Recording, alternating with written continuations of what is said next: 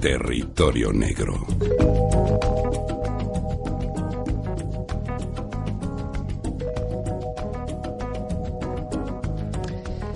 Pues la semana pasada dejamos el Territorio Negro desmenuzando la operación Resplandor. Lo dejamos a medio camino, es decir, las investigaciones sobre la desaparición en Córdoba de esos dos niños tan pequeños, Ruth y José Bretón, de la que está acusado nada menos que su padre. Bueno, pues hoy Manu Marlasca y Luis Rendueles van a concluir cómo fueron los que ojalá no hayan sido los últimos días con vida de esas criaturas. Buenas tardes. Hola, buenas tardes. Hola, buenas tardes. Vamos a remontarnos a lo que pasó ese último mes. Es importante, la policía todo eso lo está peinando. O sea, en las últimas semanas que existe la seguridad de que los niños estaban vivos, vamos. Empezamos por el día 12 de septiembre. ¿Qué ocurrió aquel día? La madre de los niños, Ruth Ortiz, había pedido ayuda tiempo atrás al Instituto Andaluz de la Mujer y ese día, el 12 de septiembre, visitó a un psicólogo. Ruth no podía más y aseguró en la consulta que su marido la había anulado y dijo: me ha hecho odiar Huelva, me ha cerrado el círculo de mis amistades, mis raíces, tiene celos de todo lo que me rodea. José Bretón y su esposa vivían en Huelva, donde Ruth trabajaba como veterinaria, y su marido, que quería volver a vivir a Córdoba, había prohibido que la familia de Ruth viera a los niños desde las Navidades de 2009. Y ustedes dirán, ¿cómo que 2 años de prohibición que viera a sus padres o abuelos de los niños?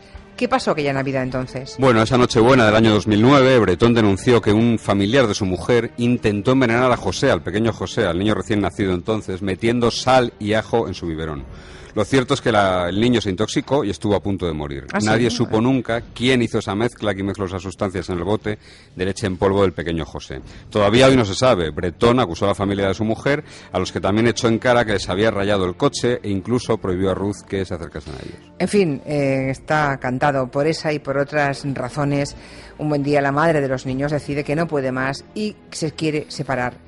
¿Se lo dice abiertamente a su marido? Sí, 3 días después. El 15 de septiembre, Ruth le anuncia a José Bretón que quiere separarse y él le ofrece ponerse en tratamiento para superar lo que llamaba sus manías y ofrece también que los familiares de Ruth pudieran volver a ver a los niños 2 años después. También hace algún reproche, por ejemplo, le dice: ¿cómo me haces esto? Es la segunda vez que me pasa. Pero Ruth, su mujer, no cedió y dejó la casa donde vivían en el Portil, a unos 15 kilómetros de Huelva. Ruth volvió con los niños a casa de la abuela materna, Obdulio. La segunda vez que le pasaba, acuérdense que en el año 1997, tal y como nos contaron aquí Manu y Luis, cuando a este tal Bretón le dejó su otra pareja, una novieta de la época, con la que no tuvo hijos porque no llegaron a casarse, Bretón ya intentó suicidarse. Bien, esta vez intentó convencer a Ruth, a su mujer, para que volviese con él.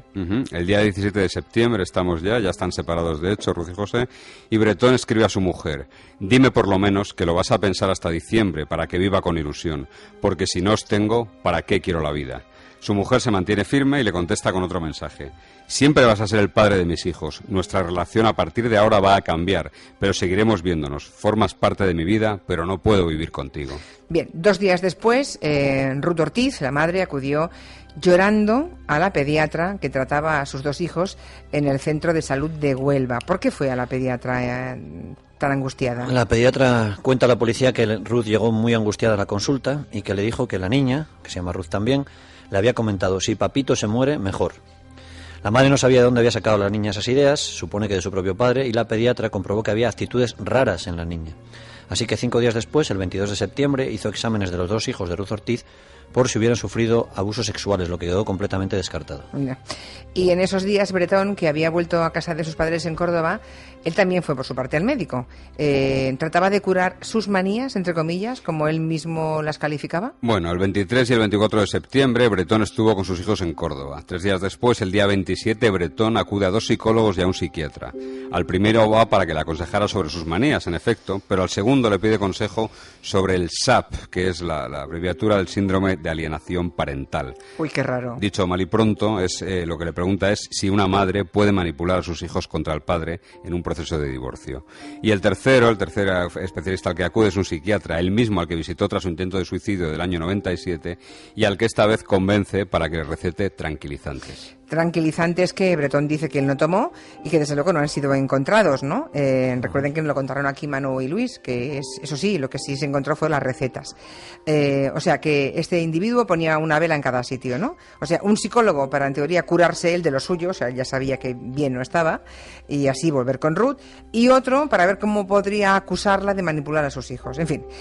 Que llega el día 2 de octubre y la pequeña Ruth, la niña en este caso, cumple 6 años y lo celebran en Huelva, en su ciudad.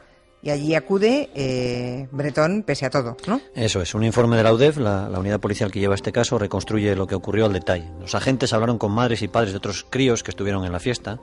Pilar, por ejemplo, la madre de uno de esos niños, contó a la policía que Bretón le anunció allí, en la fiesta, que iba a hacer lo imposible por lograr la custodia de los niños. Bueno, hasta aquí pues podría ser todo un desahogo de un hombre dolido, ¿no? Sí, no pasa nada. El problema es que ese mismo informe recoge cómo otros padres señalan que les dijo, por ejemplo, que su esposa tenía un lío con otro hombre, que su suegra, la abuela de los críos, era una borracha, y comentó también, dijo una cosa bastante inquietante, que no se iba de este mundo sin cargarse a alguien, aunque fuera a la cárcel. Fíjense.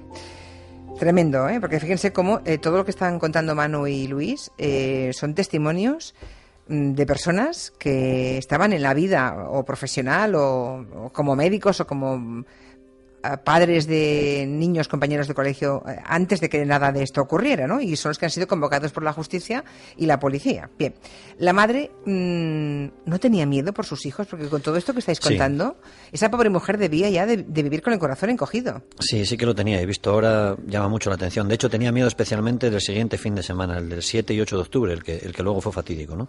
Y así se lo dijo una amiga suya, Teresa. Ruth trató de ganar tiempo. Un amigo de Bretón se casaba en Córdoba ese fin de semana y ella le ofreció cambiar los días de los críos, ¿no? Me quedo yo con los niños y tú te vas tranquilo a la boda el próximo fin de semana, te los llevas al bautizo de tu sobrino Daniel.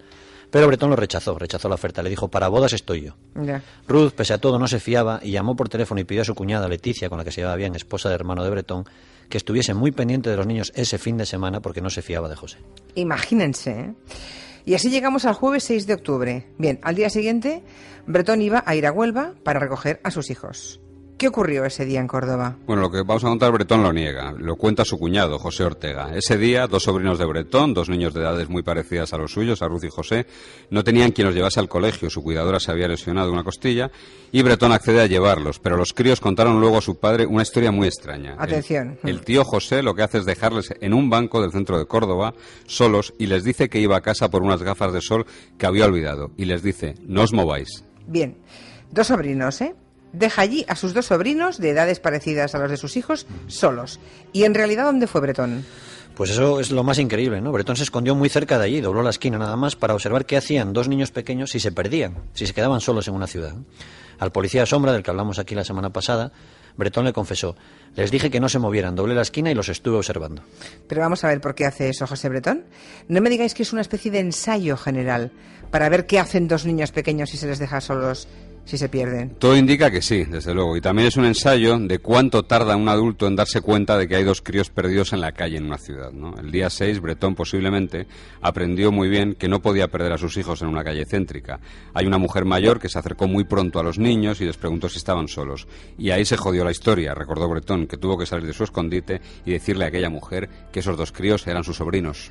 Ah, madre mía. Bien, me diréis que hay que mantener siempre la presunción de inocencia, porque no ha sido juzgado, pero lo que me estáis contando a mí me pone los pelos de punta, sobre todo sabiendo lo que ocurrió el fin de semana después. Sí, esto fue el 6, hablamos ya del viernes 7 de octubre, que Bretón va a Huelva a recoger a los críos, queda con su todavía esposa Ruth y le entrega una carta de 5 folios. También, por primera vez en 10 años de matrimonio, le entrega un ramo de flores. Le pide a su mujer que lea atentamente la carta, que piense sobre lo que dice en ella, y le anuncia también que la llamará al día siguiente desde Córdoba, donde se fue ese mismo día con los niños. ¿Y la carta cómo era? ¿Era una carta de amor? ¿Qué le dice Bretón a su mujer para, supongo que intentar convencerla de que no se separe o de que vuelvan a vivir juntos, mejor dicho? Bueno, le dice ciertamente cosas muy bonitas. Le dice, tú vales mucho y te lo mereces todo. Eres romántica, especial, tierna. Quiero darte paz, cariño, comprensión porque tú te lo mereces todo. Y luego también hace anuncios para el futuro. Por ejemplo, mi propósito de enmienda es total y no se va a volver a repetir. Te propongo que hagas una lista en la que pongas todas las cosas malas que ves en mí y yo te digo qué puedo cambiar. Si a tan solo una te dijera que no, desaparecería de tu vida, no de la de los niños. Y la carta acaba, imagino, pidiendo a su esposa que vuelva, ¿no? Sí, o sí. suplicándole que vuelva, supongo. Sí, pero con algún detalle más, ¿no? Por supuesto, Bretón pide a su esposa, textualmente, empecemos de nuevo, no pienso defraudarte, o intentemos darle una vida ideal a los niños. Déjame este domingo, cuando vuelva con los niños, quedarme con vosotros, con tu madre. Le pediré 1000 perdones de rodillas, se puede intentar, merece la pena. Bien, y ese algo más del que hablabais, ¿qué es? O sea, ¿qué más hay en esa carta que Bretón le entrega en mano el mismo 7 de octubre, un día antes de perder, llamémosle así, a sus hijos? Pues hay cosas ciertamente inquietantes. Por ejemplo, a veces hay casi un tono de exigencia. Le escribe, por ejemplo, ¿tanta reperencia te produzco? Otra. Quiero ver tu aroma aunque tengas espinas, como rosa que eres. Y sobre todo, y algo insólito en una persona que es tan celosa como Bretón, Bretón escribe de un hombre que él cree que es el amante de su esposa y se muestra hasta dispuesto a entenderlo, excesivamente comprensivo. Dice, nombro tanto a ese hombre porque es muy importante en tu vida y por lo tanto en la mía. Voy a luchar por mi familia como tú has hecho a lo largo de tu vida por él. Tú y él sois muy importantes el uno para el otro. Lo acepto y lo admito. O lo que es más increíble aún, llega a escribir, yo no puedo ni quiero que renuncies a él. Siéntelo y vive. Bueno, parece más bien que diría cualquier cosa con tal de volver con su esposa, ¿no? Y recuerden, lo contamos aquí el otro día, que mientras todo esto ocurría, incluso después de perder a sus hijos, Bretón llamó a una antigua novia, estuvo tonteando con ella, incluso le pidió una cita. La llamó la tarde antes de la desaparición de los niños y coqueteó abiertamente con ella, así lo contó ella luego. Y en cuanto a sus sentimientos por su esposa, Bretón le confesó al policía Sombra, y así consta en el sumario, que él había puesto en la carta cosas que no pensaba, pero que sabía que a Ruth le gustarían. De hecho, Bretón ensayó durante días el texto de esa carta. ¿Cómo que ensayó? ¿La escribió diferentes veces? Bueno, lo cierto es que la policía encontró en casa de los padres de José Bretón varios manuscritos de su hijo, que indudablemente son de su hijo, ¿no? Uno de ellos era el borrador de esa carta de amor. Ahí ya escribió cosas muy parecidas a las que te hemos leído antes, pero también otras que luego desechó, debió pensar que no estaban bien y que no entregó a Ruth, como por ejemplo notas que decían, Ruth no existe, soy mala persona, o envenéname y tírame al río. Por lo menos moriré feliz. Bueno, en esos manuscritos parece que es más sincero, ¿no? ¿Qué más han encontrado allí? Pues muchas más cosas. Hay hojas manuscritas que demuestran que Bretón consultó a un abogado sobre la custodia de los niños y así escribe, ¿cuánto me puede pedir de pensión? ¿Se entiende? Y añade, denunciarla sería como declarar la guerra, y otras expresiones sobre si su esposa puede quedarse con el piso, si pueden obligar a sus padres a pagar parte de la pensión para los niños, y hasta sobre su esposa Ruth, digamos ya sin máscara, sin careta, escribe, no sé qué es lo que quiere, si quiere renovar, hacer el máster, estar con su querido. Bueno, a todo esto, el querido no existe. Oigan, que no sería ningún pecado, pero es que además no existe. Es un antiguo amigo al que su esposa hace pues 10 años que ni siquiera ve. En fin, que este tipo repugnante recoge a sus hijos, le deja la carta a su exmujer y se va a Córdoba, donde los niños, desde luego, llegan sanos y salvos y duermen en la casa de sus abuelos. Y así llegamos al día siguiente, 8 de octubre. ¿Qué pasa? Ruth escribe a dos amigas, tengo miedo por mí y por los niños. Es maniático, machista, celoso, obsesivo. Todavía no sabía lo que iba a ocurrir, evidentemente, claro. La mañana del día 8, Bretón contó que se quedó con sus hijos y sus sobrinos en casa de su hermana Catalina, mientras ella se iba a hacer la compra al Carrefour con su marido.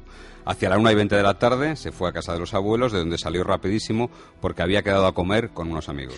La abuela entonces le regaña por no dar de comer a los críos, pero el hecho es que se van los tres, Bretón y los dos niños. Y esa tarde, hacia las 6, Bretón acude con sus hijos, dice él, al Parque Cruz Conde de Córdoba. Los niños, asegura él, iban andando. El pequeño, lo cierto es que casi no sabe caminar por sí mismo. No, porque es muy pequeñito. Claro, dos añitos.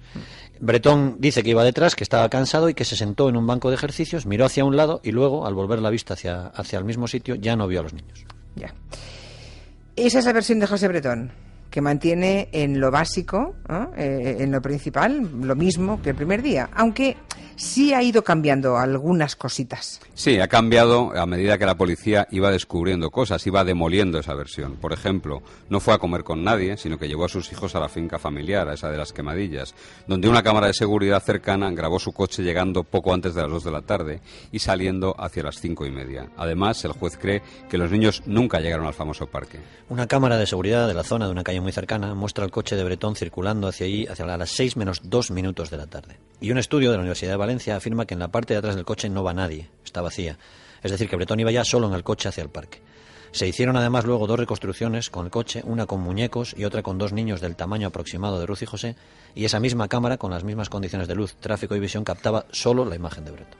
O sea que estaba solo. Esa grabación y otros datos, por ejemplo, nadie, repito, nadie, y había más de 300 personas, vio nunca a los niños aquella tarde en el Parque Cruz Conde. Bien, todo eso que le ha llevado a prisión. Y hasta allí fue su esposa, Ruth Ortiz, después de unos días. Eso es, pero antes, ya con él en prisión, habían hablado por teléfono. Ruth había denunciado malos tratos la misma noche de la desaparición, después de que su marido le dijera: me ha tocado perder a los niños, te podía haber pasado a ti. El día 17 de octubre, 9 días después de la desaparición, Bretón la llamó por teléfono y le dijo: los niños siempre estarán y ya está, hay que tirar para adelante, es la ventaja que tenemos.